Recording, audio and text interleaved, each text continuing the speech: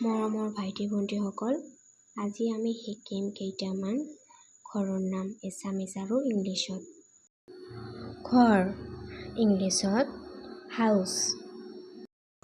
হিমপুতি ইংলিছত ক'ব পাৰি ইগলু। মাটিৰ ঘৰ ইংলিছত মাড হাউচ। হাবেলী ইংলিছত মেনশ্যন বুলি কোৱা হয়। ৰাজমহল ইয়াক ইংলিছত ক'ব পাৰি পেলেচ।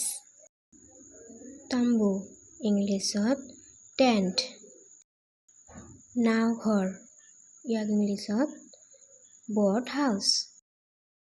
দুৰ্গ ইয়াক ইংলিছত ক'ব পাৰি ফৰ্ট। বৃক্ষঘৰ ইংলিছত ট্ৰী হাউচ বুলি কোৱা হয়। জুপুৰি ঘৰ ইংলিছত হাট বুলি কোৱা হয়। গগনচুম্বী ঘৰ ইংলিছত স্কাইস্ক্ৰেপাৰ। বাংলা ইংলিছত বাংলো।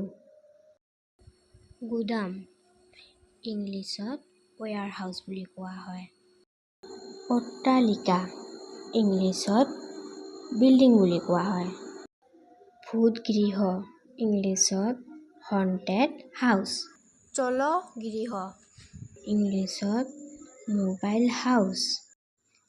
কাঠৰ ঘৰ ইংলিছত চেলে।